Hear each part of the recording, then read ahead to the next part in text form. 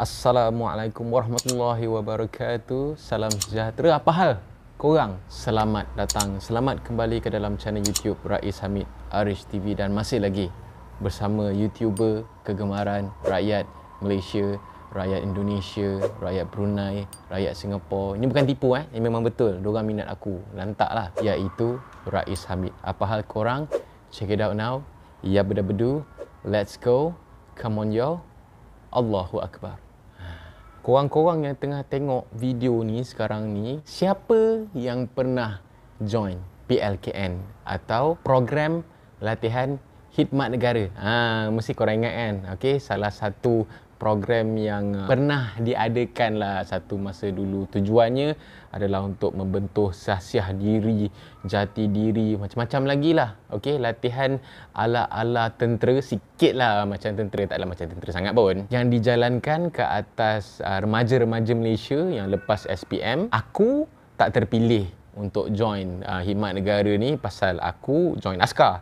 So, dorang tak listkan aku di bawah senarai nama yang perlu menghadiri latihan khidmat negara. Berapa bulan lah? 3 bulan, 6 bulan macam tu lah. Lebih kurang lah, 6 bulan, 9 bulan lah macam tu. Dan sekarang ni di atas sebab-sebab tertentu, program latihan khidmat negara ni dah di stop. Aku tak tahu sebab apa, tapi sudah tidak diadakan lagi. Harap-harap adalah balik kan, sebab tengok anak-anak muda sekarang ni dah makin rosak. Dan kalau korang nak tahu, mak aku adalah salah seorang jurulatih dalam program khidmat negara ni. Lebih kurang berapa tahun dah, 5 tahun, 6 tahun lah. Lama lah mak aku jadi jurulatih ni kan. Jadi sejajar dengan orang kata pengalaman mak aku sebagai jurulatih PLKN ni, adalah mak aku share dengan aku lah beberapa kisah seram yang terjadi sewaktu beliau menjadi jurulatih. Bukan sahaja di kamp beliau, malah di kamp-kamp yang lain jugalah. Siapa yang pernah join PLKN mesti tahu kamp PLKN ni dia bukan letak dekat bandar ke, kat dalam town ke, tidak. Diorang letak dekat ujung-ujung cekuk-cekuk, dekat celah-celah kampung, celah-celah hutan tu. Sebab apa? Nak memisahkan sekejap peserta-peserta khidmat negara ni daripada dunia yang tengah diorang duduk sekarang ni lah. Jadi kalau dah letak pun dekat dalam hutan, dalam tempat-tempat ceruk ni, of course lah, itu kan tempat tinggal kan, tempat tinggal diorang lah kan. Jadi adalah gangguan-gangguan, kisah-kisah mistik, kisah-kisah seram yang pernah terjadi lah di kalangan peserta-peserta PLKN ni. Sebelum aku teruskan cerita seram yang pernah terjadi dekat kamp-kamp PLKN ni, sudi-sudilah korang untuk menekan butang subscribe. Tekanlah. Aku suruh korang tekan je. Tak kisahlah apa alasan pun, tekan je. Kita nak menuju 500k subscriber.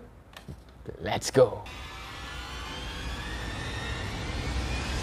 Kisah yang pertama ni dia tak seram sangat, tapi kalau jadi dekat aku, cuak juga kot. Cerita dia, kita pun tahulah, korang pun tahulah, kalau dah masuk dalam PLKN ni, segala pergerakan ataupun segala korang punya perjalanan hari-hari tu semua dah ada jadual dah. Seawal bermula dengan solat subuh berjemaah sampailah ke malam. Jadi peserta-peserta ni tak ada pilihan lain lah, kenalah ikut dia punya jadual program tu kan. Pada waktu tu adalah aktiviti untuk solat subuh berjemaah dekat dia punya surau lah. Jadi kau bayangkanlah dalam satu batch tu ramai beratus-ratus orang. So sekali penuhkan surau tu memang penuh serap pergi semayang kan, dengan nak berebut-rebut, ambil wudu apa semua lagi kan. Jadi adalah peserta-peserta ni dia ambil inisiatif lah, peserta-peserta penuntut-penuntut. Diorang ambil inisiatif untuk ambil wudu awal dekat dorang punya blok penginapan tu lah, dekat toilet apa semua tu lah. Jadi geng-geng dorang ni adalah yang bangun seawal pukul 5 suku, sebab tak nak terlambat, nanti kan lambat kena denda pula. Kisahnya adalah seorang penuntut ni, pelatih ni, bila dah sampai waktu untuk solat subuh berjemaah tu, so dalam pukul 5 suku macam tu dia bangun awal, sebab dia tak nak tertinggal, tak nak kena denda. Jadi dia pun mengambil lah inisiatif untuk pergi, orang cakap, ambil wuduk awal-awal dekat dia punya toilet lah. Toilet pula dekat hujung bangunan sebab dia macam dom tau, macam dom. Ada satu bangunan tu dia macam dom. Okay, and then toilet dekat hujung sekali. Diorang share lah diorang punya toilet ni. Pada pukul 5 suku tu dia ni pun berjalan lah sorang-sorang. Kawan-kawan dia ada yang tidur lagi. So dia berjalan sorang-sorang, okay, pergi dekat toilet tu. So dia ambil lah wuduk. Okay, tengah-tengah kusyuk nak ambil wuduk tu apa semua kan. Tiba-tiba dia rasa telinga dia macam kena tiup tau. Dia punya reaction macam kita lah, cuba suruh kawan-kawan kau ke pergi tiup telinga kau sekarang. Apa kau punya reaction? Macam macam terkejut lah kan. Dia pun macam spontaneously dia macam apa orang tiup telinga aku ni kan. Tengok dia seorang. So dia pun macam dia stop kejap, ambil wuduk. So dia pun pergi dekat pintu toilet tu, pintu nak keluar daripada toilet tu. So dia pun tengok kiri kanan macam tak ada siapa pun kan.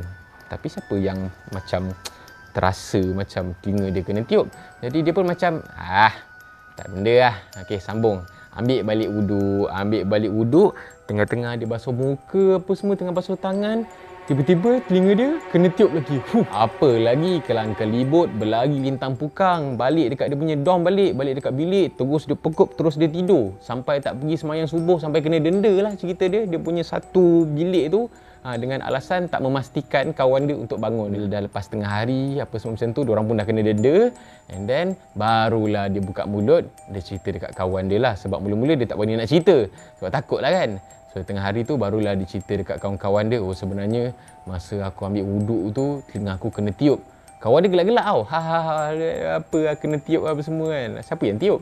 So dia cakap ini bukan benda main-main tau, serius. 2 kali telinga aku kena tiup. Bila dia dah cerita serius macam tu, sebab memang ada tau geng-geng yang ambil wuduk awal ni. Jadi bila dengar cerita macam tu, satu camp tu dah tak berani lah nak pergi ambil wuduk awal-awal. So diorang pun tiap kali semayang subuh berjemaah, ramai-ramai lah pergi ambil wuduk dekat surau tu. Tak ada siapa dah kononnya nak ambil wuduk awal lah. Lantaklah berebut pun berebut lah akibat daripada kejadian itu. Assalamualaikum dan salam sejahtera. Saya Kapten Rais daripada program Lemak tu Lean. Kita sikit lagi nak masuk tahun baru 2022, tapi adakah badan korang masih berlemak, masih boroi, masih gemuk? Jangan risau, sebab sempat je kalau korang nak buang lemak, nak kurus, nak buang korang punya boroi dengan program Lemak tu Lean. Program yang kita buat secara virtual, bermakna korang boleh buat dekat mana-mana saja, tak ada komitmen masa, tak ganggu korang punya rutin kerja. Dan kita juga tak guna apa-apa alat, tak guna apa-apa produk, apa-apa ubat. Semua kita buat secara semula jadi. Metod Lemak tu Lean juga adalah sangat-sangat efektif dan memberikan kesan yang sangat pantas. Korang dapat rasa perubahan, korang boleh nampak perubahan seawal 7 hari. Dan lebih daripada 6,000 orang dah pernah menyertai program Lemak tu Lean dan alhamdulillah sukses rate kita adalah 100%.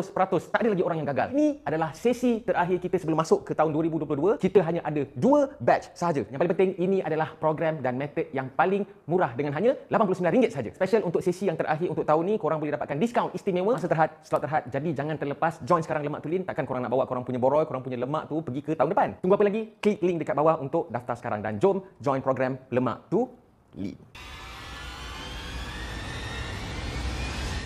Cerita kedua ni pula, dia berkenaan dengan satu batch yang baru lapo dekat camp PLKN ni. Setelah ada beberapa bulan, camp tu tidak menerima pelatih yang baru. Jadi diorang ni setelah sekian lama camp tu ditinggalkan, tak adalah lama sangat pun, dalam 2 bulan 3 bulan tak ada batch baru. And then masuklah batch baru. So diorang pun excited lah, tapi diorang macam terlupa yang blok tu dah lama ditinggalkan. Jadi anak-anak muda ni kan, anak-anak muda sangat. Diorang ni seronok wah, apa seronok, apa semua kan. Tak fikir apa dah. Padahal jurulatih dah pesan dah, jangan nak ingka sangat, jangan nak seronok sangat lah. Baca-bacalah apa yang patut. Masuk dekat tempat yang dah lama orang tinggal ni. Tapi salah seorang peserta ni lah yang duduk dekat blok tu, dalam dom tu, dia ni ada masalah kalau dia sampai dekat tempat baru, dia tidur dekat tempat baru, which is hari mula-mula first week tu, lebih kurang macam tu, dia tak boleh tidur malam tau, sebab dia tak selesa. Orang kata dia tak adapt lagi dengan kawasan yang baru, tempat tidur baru ni. Aku rasa korang pun adalah juga yang kalau kita tidur kat rumah orang ke kan, jenis yang tak boleh tidur malam, pukul 2-3 pagi, pukul 4 pagi barulah mata tu nak ngantuk. So dia on the first night memang dia tak boleh tidur malam lah. Dia dah gelisah dah. Alamak, aku tak boleh tidur malam ni. Tengok kan, jam pukul 11. Dia pukul 11, pukul 10 dia lights off. Memang tak boleh ada pergerakan. Semua pelatih mesti ada dekat katil masing-masing, kena tidur. Tapi dia tak boleh tidur. Dia tak boleh tidur. And then dia ni adalah lagi satu PL penyakit. Bila dia dah tak boleh tidur malam, bila dia macam cuak, dia nervous, tidur dekat katil baru, dia ada rasa nak selalu terkencing. Kejap-kejap nak terkencing, kejap-kejap nak terkencing. Okey. So dia pun tak boleh tidur lah, baring pukul 11, pukul 12, pukul 1. Okey, dia tengok jam, alamak, dah pukul 1 lebih. Aku rasa nak terkencing ni. Tapi siapa aku nak minta teman kan? Tak ada orang. Jadi dia pun tahanlah kencing, tahan kan. Dia tidur, dia relax, kejap tutup mata, kejap buka mata, relax, cuba zikir lah, benda lah. Tak tidur-tidur juga. Last tengok jam, dekat nak pukul 2 dah. Alamak, tadi boleh tahan, dah tak boleh tahan dah. Aku kena pergi juga, aku kena pergi toilet juga. Kalau tidak, kan batu karang lah benda kan. So dia pun pelan-pelan buka dia punya pintu dom tu. Okey, macam line clear je. Okey lah, tak apalah, pergilah luar. Dekat sebelah blok dorang ni, okey, setentang dengan dorang punya blok ni, hutan tau. Hutan, adalah pokok-pokok, pokok tinggi, pokok rendah apa semua. Jadi dia ni tak adalah apa-apa dalam kepala dia. Dia pun jalan pelan-pelan menyusuri sepanjang dia punya koridor blok tu, nak pergi ke toilet yang dekat ujung sekali tu. Boleh pula toilet dekat ujung kan. So dia pun jalan-jalan. Kita kan kalau tengah jalan kan kita macam berasa kadang-kadang macam nak tertoleh, nak macam terglimpse, terintai apa yang ada dekat sebelah sini lah, sebelah sini, sebelah kiri kanan kan. Jadi dia pun tengah-tengah jalan tu macam tertoleh, orang kata macam terpandang, terglimpse dekat kawasan hutan tu kan. Dia tak adalah dekat sangat hutan tu, daripada blok tu dia macam jauh, and then ada pagar, and then barulah hutan kan. Jadi dia pun tertoleh, ternampak macam ada satu lembaga putih, okey, tinggi. Dia macam tengah duduk dekat dahan pokok tu dengan rambut panjang mengurai, dengan mata megah, tengah tengok je dia. So dia macam sekali imbas macam jalan je lah. Jalan. Lepas tu pergi kencing lah. Dia dah tak tahan sangat lah, lantak lah kan. Pergi kencing. Lega dapat kencing. Tapi dia nak kena patah balik. Takkan dia nak tidur dalam toilet pula. Toilet tempat setan, lagilah benda tu nak mengacau. So dia pun pergi dekat pintu keluar toilet tu. Dia pun tengok kiri kanan, tengok pula dekat arah yang hutan tu. Dia tengok betul-betul. Okey, tak ada benda pun kan. Tak apalah, nak tak nak, aku kena balik bilik juga. Jam pun dah dekat pukul 2 lebih dah ni. Okey, dia pun jalan. Dia set dalam mind dia, set lah hati dia, aku tak nak toleh mana-mana. Aku tak nak toleh kanan ke kiri ke, aku nak pandang terus je. Tapi jiwa manusia ni, dia akan lagi benda tu kita tak nak buat, lagi kita nak buat sebenarnya. Jadi dia pun macam tertoleh juga kan. Tadi dia tengok masa dekat pintu keluar toilet tu tak ada lembaga ke apa ke. Tapi bila dia jalan tu, dia tertengok balik dekat pokok yang sama. Benda tu masih lagi tengah duduk dekat pokok tu, rambut panjang mengurai, mata megah, tengah tengok je dia. Dia pun kelang kabut, terus tidur lah. Besok cerita dia demam. Demam. Kisah yang terakhir, yang ni ekstrim sikit lah. Okey, cerita dia, kalau korang nak tahu, ada satu camp dekat area Selangor ni, dia banyak menempatkan pelatih-pelatih daripada Sabah dan Sarawak tau. Kadang-kadang ada je pelatih daripada Sabah dan Sarawak ni, diorang kena datang kat Semenanjung untuk menjalani latihan PLKN ni lah. Dan kebanyakan dia dalam satu dom ni adalah non-Muslim. Cuma ada seorang je Muslim, tapi tak ada masalah lah kan. Adalah seorang budak Sarawak dekat dalam dom ni.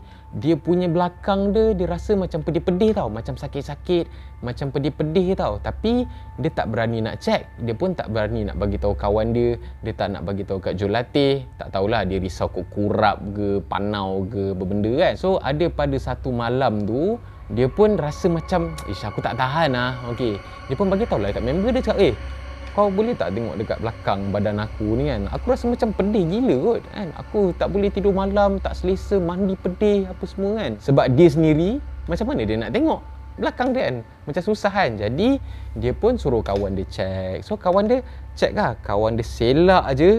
Terus dia macam aku rasa baik kau yang tengok sendiri lah. Kau tengok sendiri. Diorang pun ambil satu cermin personal, and then ada satu lagi cermin tu memang dah ada dekat dom tu. So dia tunjuk lah untuk nak bagi reflect nampak dekat belakang kan. Terkejut gila babe. Tengok dekat belakang badan dia macam kesan cakar. banyak gila lah kesan cakar. Rupanya sampai dah luka-luka, sampai dah bergaris apa semualah. So dia macam, uish, kenapa ni kan? Cakar kan, apa semua kan. Tiba-tiba masa diorang tengah terkejut, tengok member diorang tu ada kesan cakar apa semua, tiba-tiba pintu dom tu tertutup sendiri tau. Bam! Tertutup sendiri tau. So diorang macam, alamak, kenapa ni kan? Cuak juga ah. And then sayup-sayup tau. Dengar dekat pintu tu ada orang cakap, hai, hai, hai. Satu dom bib, cuak bib. Tapi disebabkan diorang laki, diorang nak jaga macho lah cerita dia. Tak nak lah jerit-jerit ke apa semua kan. Malu kan. Bukannya diorang ni perempuan kena histeria ke perlukan pertolongan semua kan. Jadi diorang relax kan. And then pintu diorang pula macam ada benda ketuk. Tapi bukan ketuk yang kuat lah. Macam ketuk kan sambil hai, hai, hai. Macam tu tau. Jadi kebetulan ada yang budak Muslim, satu-satunya Muslim kat dalam dom ni, dia pun cakap, okey, tak apa, sabar. Aku bacalah ayat-ayat Quran apa yang aku tahu kan. So dia pun bacalah, dia baca ayat kursi apa semua, baca Al-Fatihah lah, segala surah yang dia tahu lah. Dia baca-baca, lepas tu barulah orang kata bunyi ketuk tu hilang, and then bunyi suara yang high tu pun hilang pelan-pelan, hilang, and then terus tak ada. Kesan luka dia tu memang sampai sekarang tak tahu sebab apa sampai macam kena cakar tu kan. So atas saranan kawan-kawan dia, sebab dia pun tak nak, dia pun takut lah nak jumpa jurulatih kan. Apa dia nak cakap kan, sebab apa jadi apa semua kan, mana dia nak tahu. Takkan nak cakap jatuh kot, macam tak logik je, ada kesan cakar kan. Diorang pun ceritalah benda sebenar, dan jurulatih pun ada yang faham lah, tahulah memang dekat tempat ni kadang-kadang benda tu kacau kan. Jadi budak tu diberikan rawatan macam biasalah, sapu ubat apa semua, dan alhamdulillah hilang. Tapi jurulatih ni ambil inisiatif untuk menghantar budak tu balik ke kampung dia. Mak bapak dia pun telah diberitahulah apa yang jadi. So dia pun tak berjaya nak menamatkan latihan untuk batch itu. Jadi itulah sedikit aku nak cerita dekat korang. Seram tak apa-apa, seram sangat lah, tapi boleh lah. Cuba benda tu jadi dekat engkau. Tengok macam mana, boleh hidup ke tak? Okay. So korang bolehlah share video ni, please share video ni. Okay, mungkin satu benda yang lain daripada yang lain lah. Asyik cerita pasal askar je kan. Ni PLKN ni lebih kurang sikit askar lah, tapi masih juga terjadi dekat camp tu lah. Dan juga jangan lupa, apa-apa yang korang nak komen, sila komen. Okay, nak bagi reaction ke, ada suggestion ke, apa benda ke, nak share pengalaman. Okay, mungkin korang pun pernah join PLKN juga, boleh share dekat ruang komen dekat bawah. Dan jangan lupa macam biasa untuk tekan butang like, jangan lupa untuk tekan butang subscribe, dan jangan lupa untuk tekan butang loceng untuk notification video-video daripada channel YouTube Rais Hamid Arish TV selepas ini, insyaAllah. Semua kita berjumpa lagi. Awalkan solat hari-hari. Aku bagi tahu dekat korang, awalkan solat, jaga kesihatan, jaga SOP, jaga family, dan kita improve diri kita sebab kita semakin nak kiamat dah ni. Jadi always beringat, jangan nak seronok sangat dengan dunia ni. Okay, insyaAllah. Jumpa lagi dalam next video. Assalamualaikum. Bye-bye. See ya. Jangan takut setan. Takutlah Allah. Ya. Yeah.